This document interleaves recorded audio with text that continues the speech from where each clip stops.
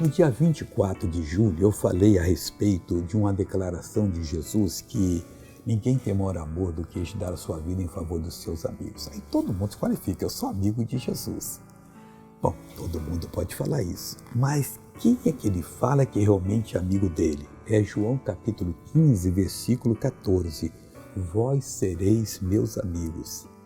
Eu vou ser, se fizerdes o que eu vos mando. É tão fácil, meu irmão. O que Deus fala para você fazer vai ter uma recompensa grande para você. Ele é seu amigo.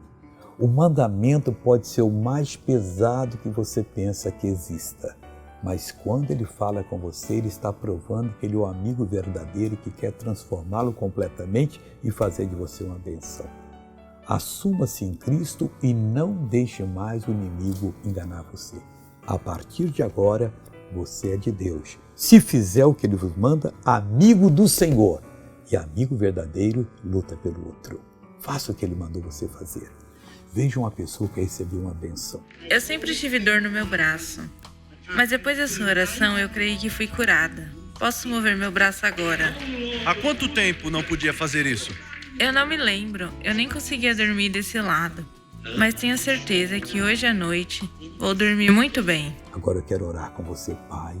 Eu estou orando por essa pessoa agora. Eu estou repreendendo o mal que está nela. Eu estou exigindo que saia. Eu digo, mal, vai embora. Você não pode ficar onde você estiver agora. Eu te repreendo em nome do meu amigo. Sai agora. Meu amigo, põe fogo nesse mal agora e queima ele completamente. Seja queimado em nome de Jesus todo mal.